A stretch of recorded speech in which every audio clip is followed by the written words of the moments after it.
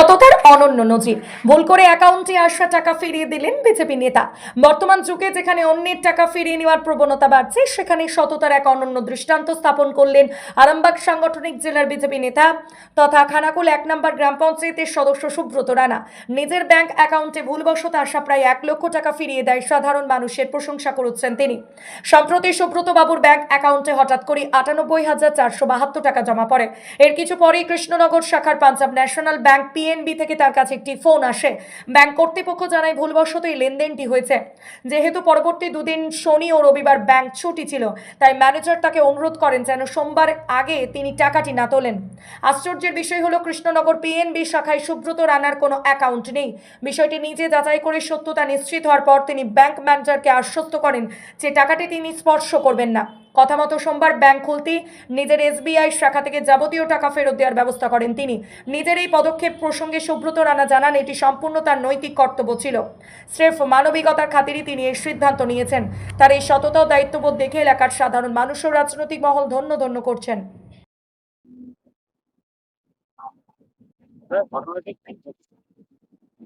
গত শুক্রবার ইংরাজি 27শে ফেব্রুয়ারি হঠাৎ করে সন্ধ্যে 7টা নাগাদ আমাকে পিএনবি থেকে ফোন করা হয় যে আপনি সুব্রত রানা বলছেন। আমি বলছি হ্যাঁ, আমি সুব্রত রানা বলছি।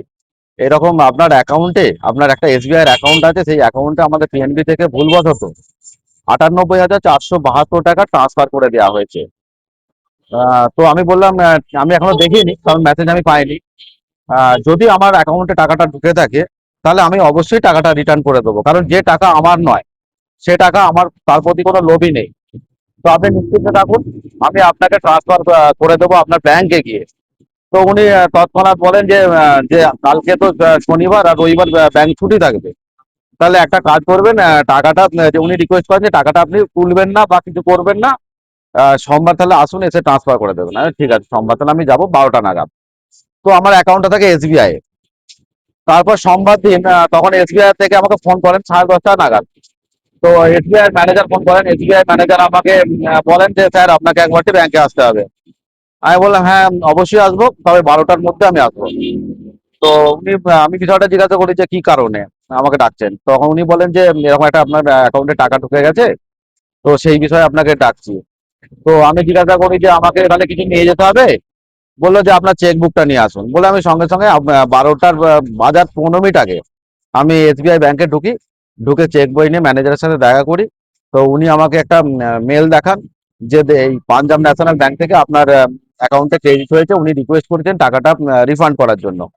তো তৎক্ষণাৎ আমি নেফট ফর্ম নিয়ে আমি চেকের মাধ্যম দিয়ে 98,472 প্লাস 4 টাকা 78 পয়সা আমি চার্জ হিসাবে, নেফট চার্জ হিসাবে আমি ওনাকে প্রদান করে আমার অ্যাকাউন্ট থেকে সরাসরি ট্রান্সফার করে দিই। এই ভুল, এটা কেন হলো বা কি করে আপনার অ্যাকাউন্টে টাকা ঢুকলো আপনি জিজ্ঞেস করেছিলেন, মানে কি বলছেন? বিষয়টা হচ্ছে কোনো কারণে ভুলবশত করে ফেলেছেন, এটাকে ওনাদের ভাষায় বলছেন রং ট্রানজাকশন। তো আমি একটা কথাই বলতে চাইবো, যে টাকায় আমার নয় বা যে টাকা ভুলবশত করেছে, মানে তো কারো না কারো তো টাকা, তো কারো ক্ষতি হোক আমি এটা চাইবো না। তার জন্য আপনি দিচ্ছেন।